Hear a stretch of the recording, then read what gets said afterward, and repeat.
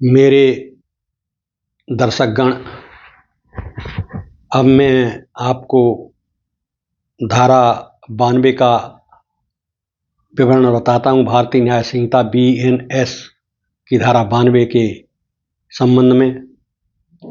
धारा 92 में जन्म लेने से पहले बच्चे को मारने या जन्म के बाद मारने के इरादे से किया गया कार्य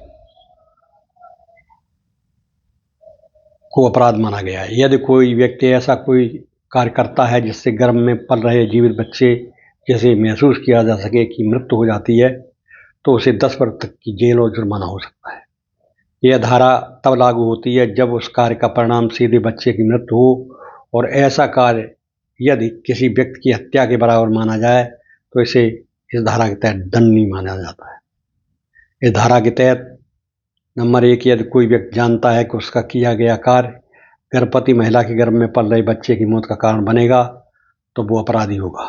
नंबर 2, यदि साथ ही उस कार्य में गर्भवती महिला को भी खतरा हो या उसका जीवन संकट में पड़े तब भी यह धारा लागू होती है। नंबर 3, यह धारा विशेष रूप से अजन्मे बच्चे की सुरक्षा के लिए बनाई गई है और इसे सदोष वध के समान माना गया है। अगला पॉइंट है, दंड के रूप में कैद की अधिकतम अवधि 10 वर्ष तक हो सकती है, साथ ही जुर्माना भी लगाया जा सकता है। अगला नंबर है, यह धारा विवाह से संबंधित अपराधों के अध्याय के अंतर्गत आती है। उदाहरण के लिए, यदि कोई व्यक्ति जानबूझकर गर्भवती महिला को चोट पहुंचाता है जिससे उसके गर्भ में पल रहे बच्चे की मृत्यु हो जाती है तो उसे धारा 92 के तहत दंडित किया जाएगा।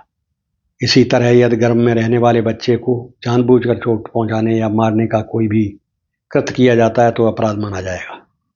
धारा 92 की यह व्यवस्था अजन्मे एवं जीवित जन्म से पूर्व बच्चे के जीवन की रक्षा के लिए आवश्यक कानूनी प्रावधान है, जिससे बच्चों के अस्तित्व की सुरक्षित किया जा सके और उनके खिलाफ अपराधों को नियंत्रित किया जा सके। इस प्रकार भारतीय न्याय संहिता की धारा 92 अजन्मे बच्चे की हत्या और उसकी मृत्यु का कारण बनने वाले कार्यों को दंडनीय अपराध बनाती है, जिसमें 10 वर्ष तक की कैद होती है।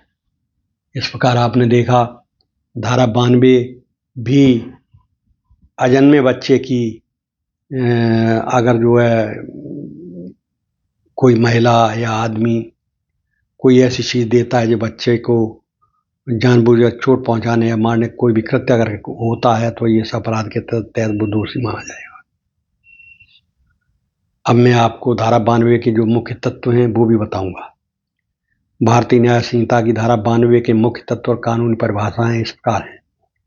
नंबर 1, मुख्य तत्व सद्भावना की कृत्य। यदि कोई व्यक्ति किसी दूसरे व्यक्ति के लाभ के लिए बिना उसकी सहमति के सद्भावनापूर्ण तरीके से कोई कार्य करता है तो अपराध नहीं माना जाएगा। यह कृत्य न्याय संगत माना जाता है जब उस व्यक्ति के हित में हो, चाहे उसकी सहमति प्राप्त न हो। यह आपराधिक दोष को समाप्त करता है।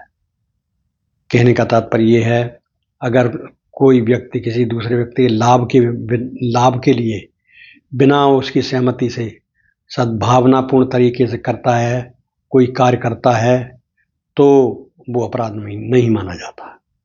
नंबर 2, सामाजिक और कानूनी औचित्य।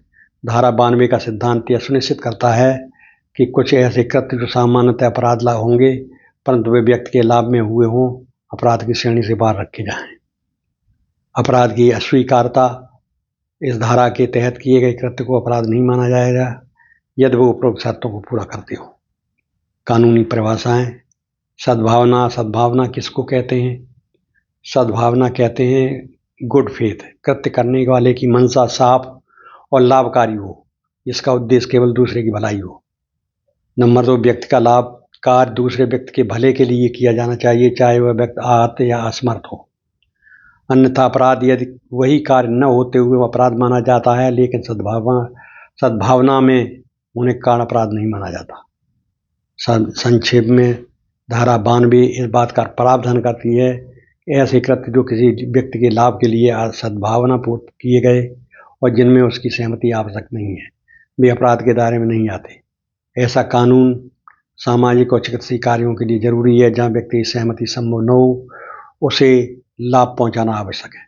उदाहरण के लिए, यदि कोई चिकित्सक किसी मरीज की जान बचाने के लिए बिना उसकी सहमति के चिकित्सा करता है तो वह मरीज के हित में है तो यह अपराध नहीं माना जाएगा।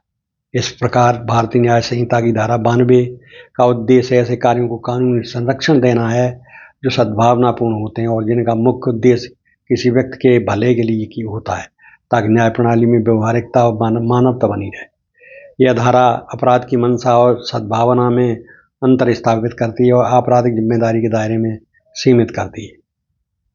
इस प्रकार आपने देखा कि धारा 92 सद्भावना की धारा है। अगर कोई आदमी कार्य करता है, किसी के प्रति सद्भावना में कोई कार्य करता है, तो अगर कोई वैसा कार्य हो जाता है तो वो अपराध की श्रेणी में नहीं आता है।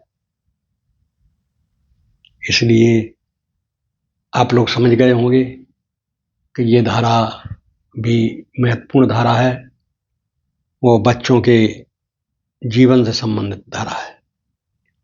अब मैं इस वीडियो को समाप्त करता हूँ। अगले वीडियो में मैं पुनः उपस्थित होऊंगा। तब तक के लिए धन्यवाद।